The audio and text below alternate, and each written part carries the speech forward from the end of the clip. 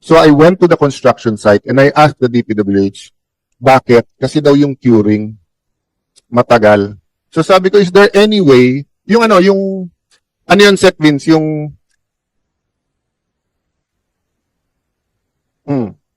matagal yung curing kasi we were a small town eh. No, to be fair, tama siya. Kasi old town kami, so 1-2 stories lang kami. First time namin mag 3-4 stories.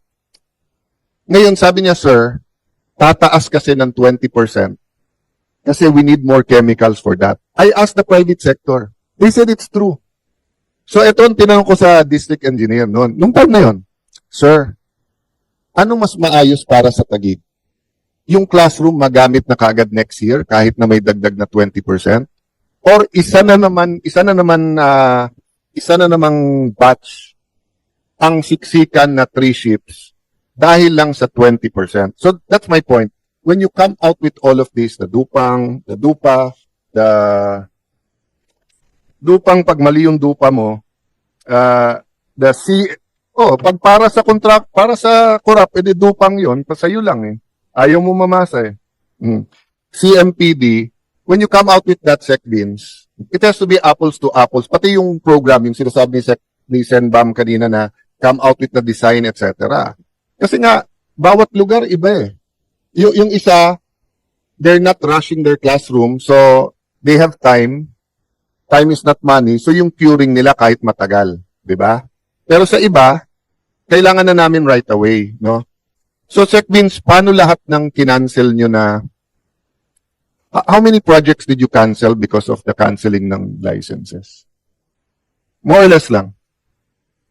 More or less, ballpark. You don't have to give the exact figure now.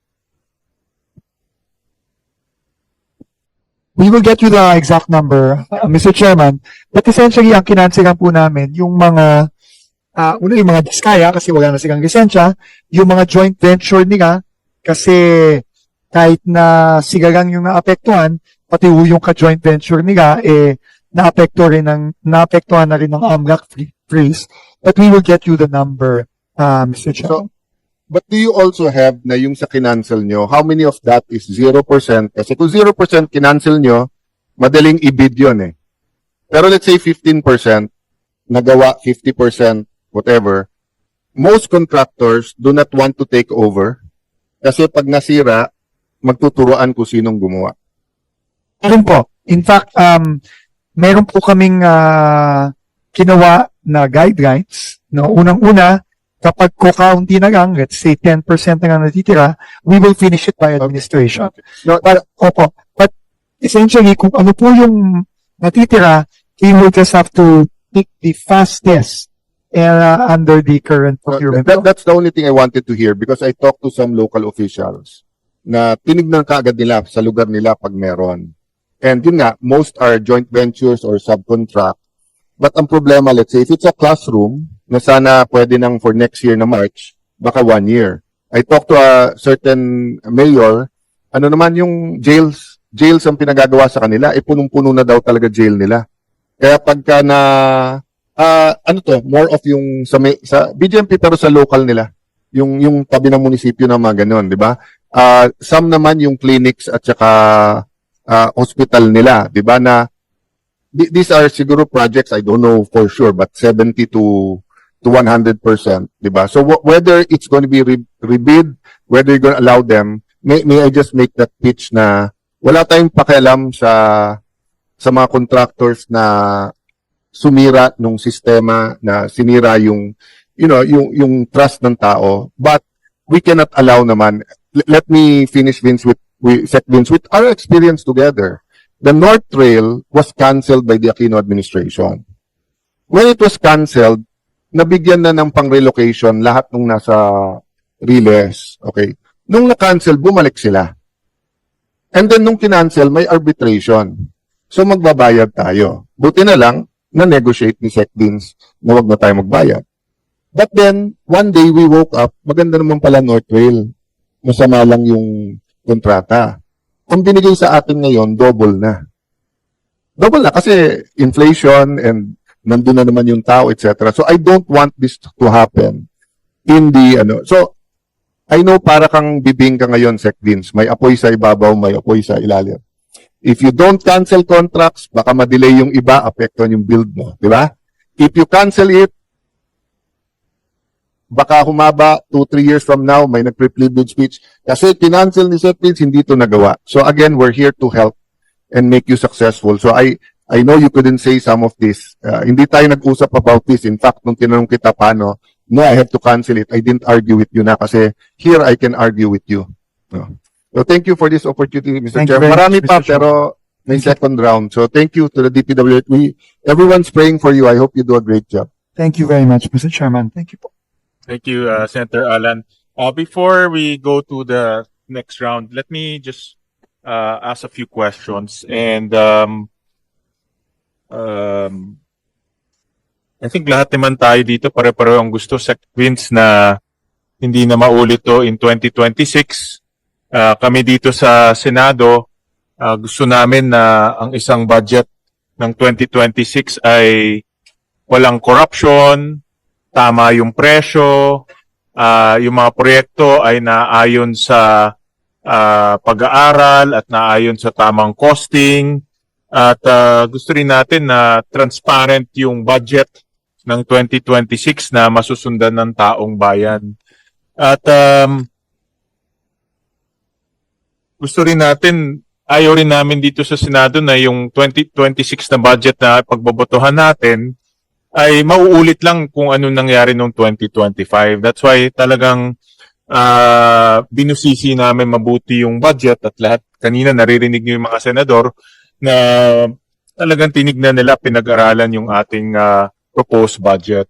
Ngayon, narinig ko kanina, Sec Vince, nung sa opening statement niyo na meron lang kayong isang linggo, no, para mai-resubmit yung bagong budget ng DPWH. At I acknowledge na tinanggal na completely doon yung flood control na worth almost 250 million. At nag-resubmit kayo ng bagong budget in 1 week's time. At sabi niyo rin kanina na hindi to perfect na budget, pero as much as possible ay sinigurado niyo na yung mga red flags ay mawala, no? At maging maayos at transparent yung budget. Ngayon, binalikan namin yung inyong sinamit sa Kongreso, yung errata, at tinignan namin itong errata. Isa-isa namin tinignan yung mga projects. Meron about, kung tama yung aking datos, no? Meron about 14,670 projects na rinisubmit ninyo through errata. At nagkakahalaga ito ng 566 billion pesos. No? Wala na yung flood control dito. Ngayon, tinignan namin isa-isa yung mga projects at ito yung tinatawag ko before mga red flags. No? Hindi ko sinasabi na ito ay mayroong katiwalian o hindi ko sinasabi may kikita dito, but definitely red flags. At napakita ko isa-isa itong mga red flags. In slide 27, nakita namin na marami tayong mga kalsada na walang station number. No? So hindi namin alam gaano kahaba to. Hindi rin namin alam gaano nasaan itong mga lugar na ito. No, hindi rin namin alam kung ito ay nasaan. Sinabi sa amin na nagbibigay ng station number mga national roads lang, no? Pero pag titignan niyo ito kagaya itong isang project 300 million, Secretary, construction of access road going to Anlau Tiplex Tarlac. Hindi na ho to local roads. This is an access road to a highway. At hindi siya maliit na halaga, 300 million to. So, ang punto ko ho dito, kung gusto natin transparency, dapat naka-embed, kahit na local road to, dapat meron station number, may coordinates rin. Kung hindi natin alam gaano kahaba to. Baka itong construction of access road, sasabihin nyo, let's say lang, 10 kilometers. Pero paano natin malalaman kung 10 kilometers? Paano kung ginawa 1 kilometer lang o 2 kilometer? So ito, in red flag namin, number 1 is yung mga kalsada, walang station number. Hindi siya transparent.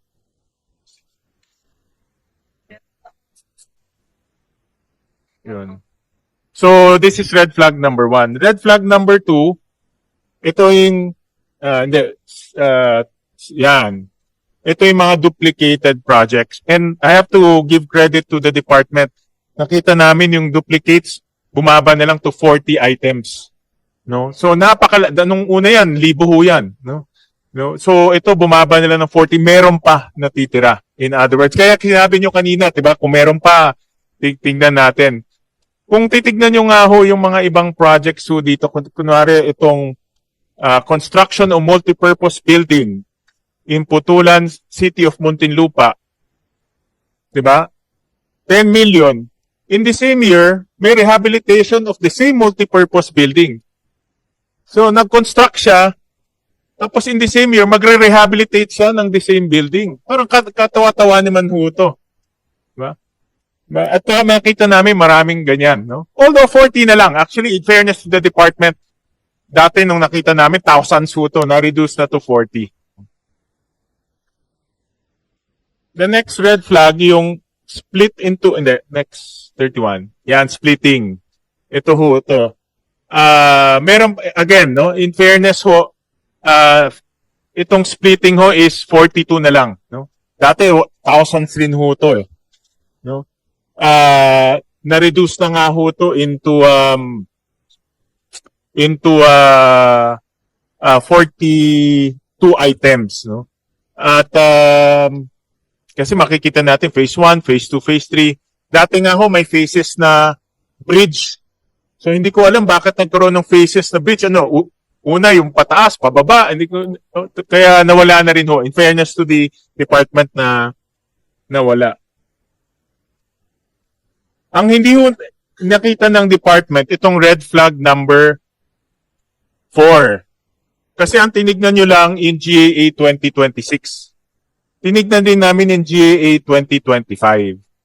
No? At nakita namin na merong 9,613 projects na nasa GAA 2025 nag-reappear. Ang tawag ho namin dito, reappear in GAA 2026. Point out one yung bridge. In GAA 2025, yung Bravo Bridge, Palayan, Nueva Ecija, nagkaroon ng 30 million. The same bridge, 2026, Bravo Bridge, Palayan City, Nueva Ecija, 100 million. Paano nagkaroon ng construction na 30 million bridge in 2025 and another construction of bridge in 2026? No? Ano? And this is about 9,600 projects.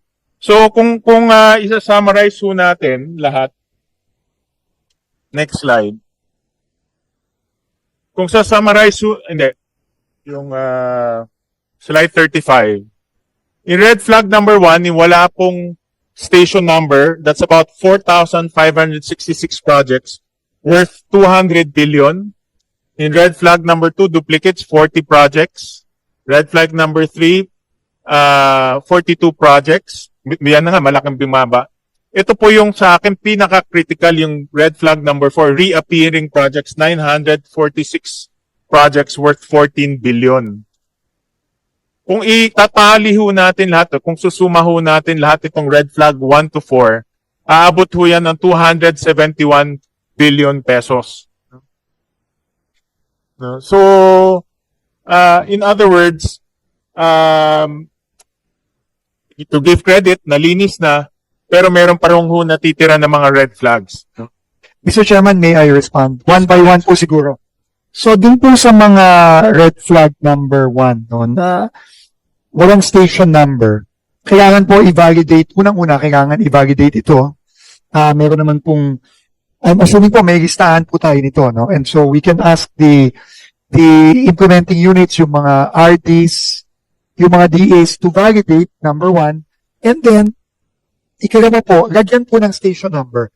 Kasi po, ang sinasabi po sa akin ngayon, is kapag nga daw po hindi national road, hindi ginagagyan ng station number. Pero, tama po kayo, na kailangan malagyan ng station number para malaman natin unang-una yung basic, gano'ng kahaba ba yung kalyeng yon. So, I will instruct po ngayon yung ating implementing units na i-validate muna at lagyan ng station number.